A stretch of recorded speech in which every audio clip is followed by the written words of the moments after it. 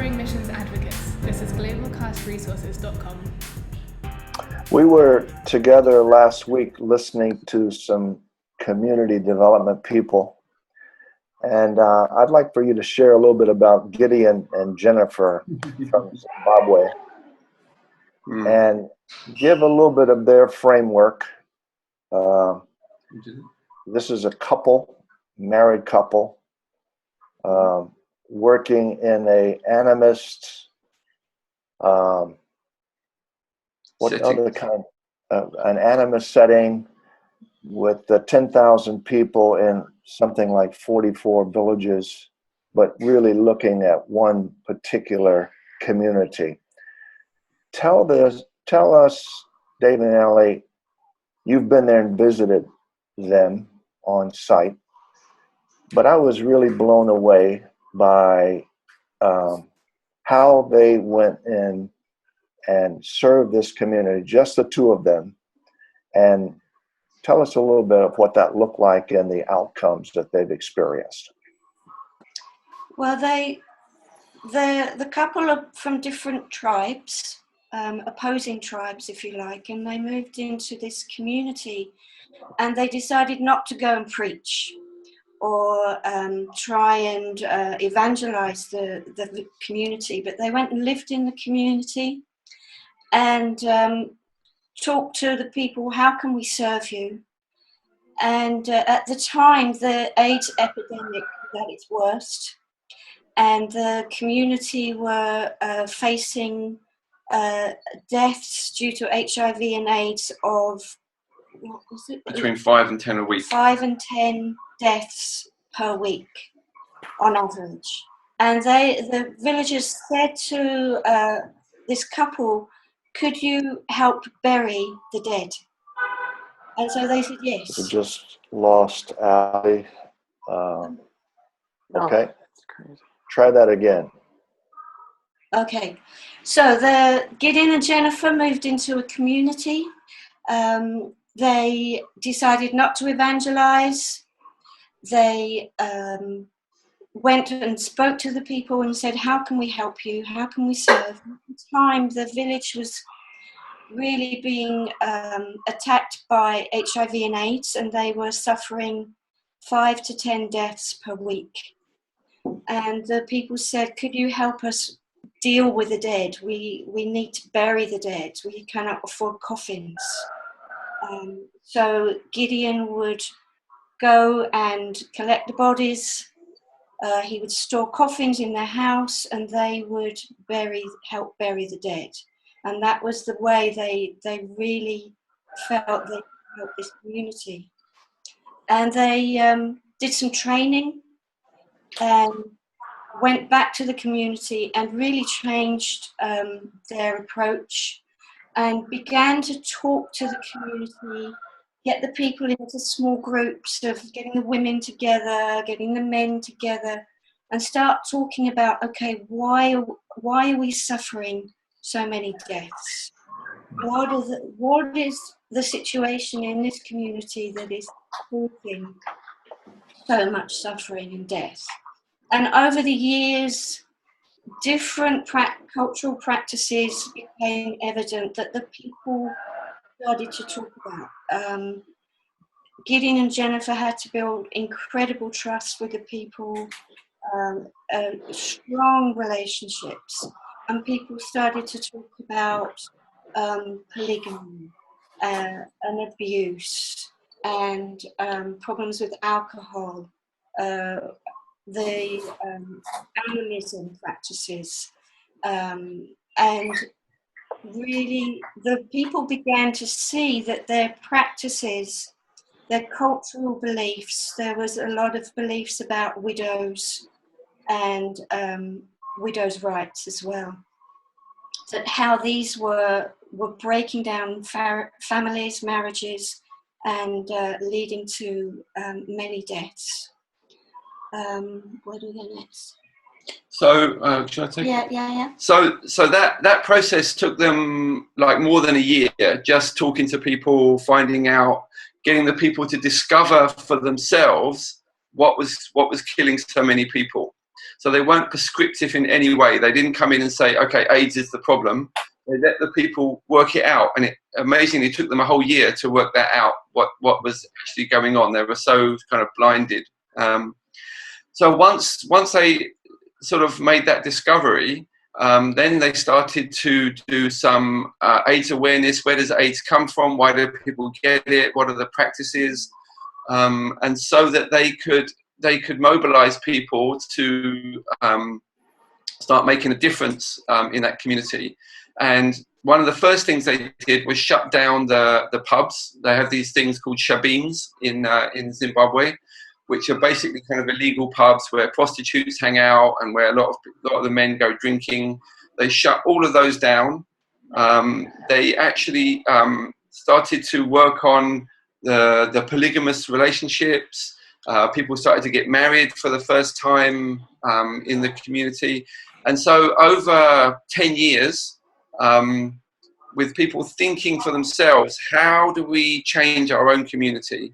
They have seen absolutely incredible results. So last year, only 2 people died of HIV and AIDS, and that's because they stopped taking their ARVs. And so it's made an amazing difference in that community. And just last year, they declared themselves a Christian community, meaning that they don't have any more animistic practices. They say if you want to sacrifice, or if you want to do any of those practices, you have to do it outside of the villages. You can't do it in the villages anymore. And so they've started to pray for the harvest rather than sacrifice for the harvest.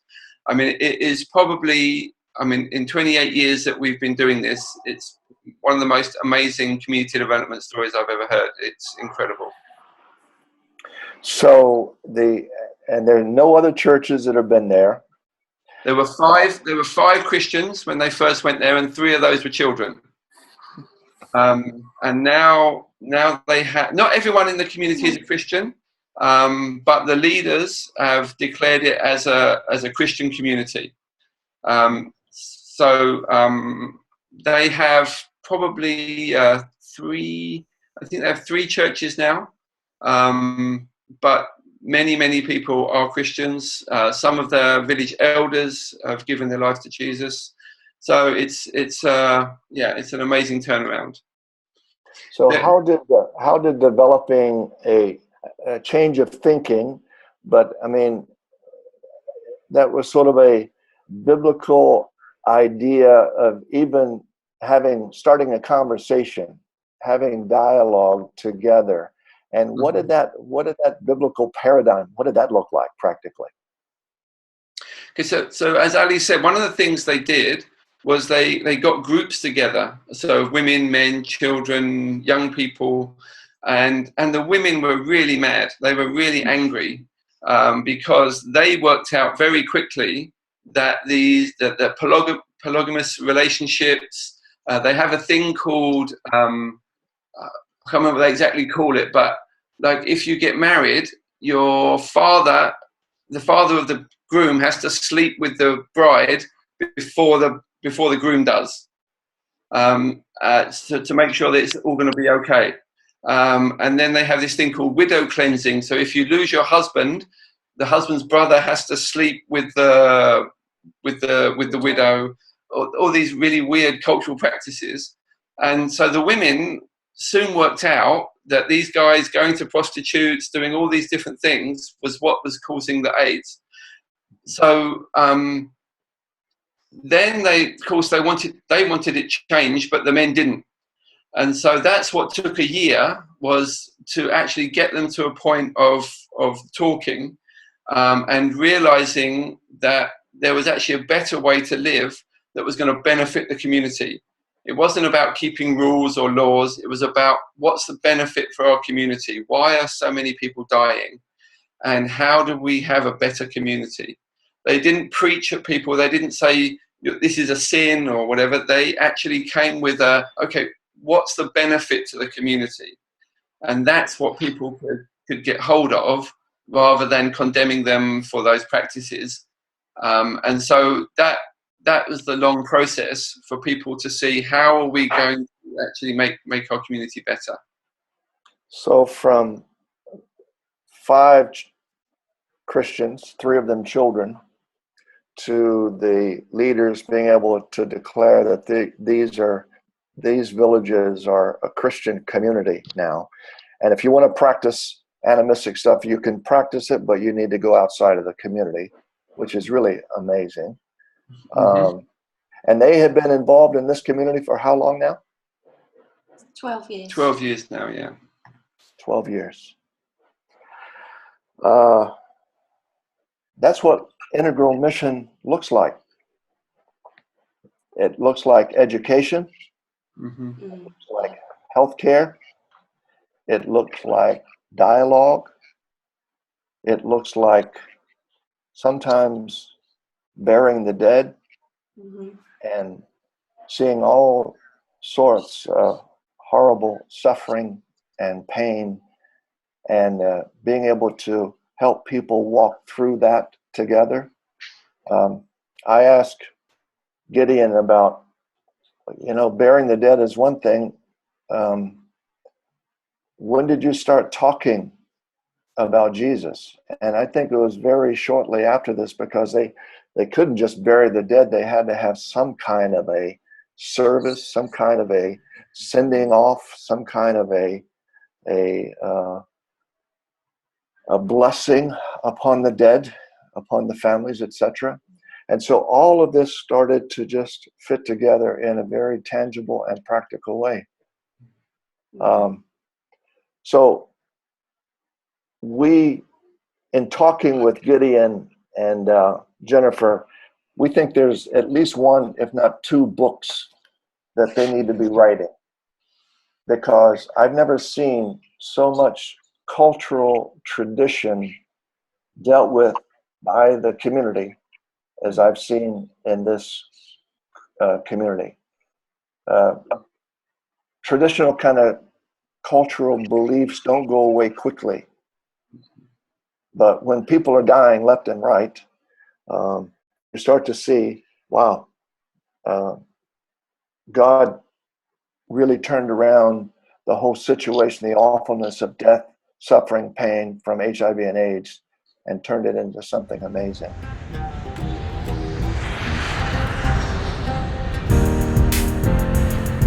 The whole church bringing the whole gospel to the whole world. This is globalcastresources.com.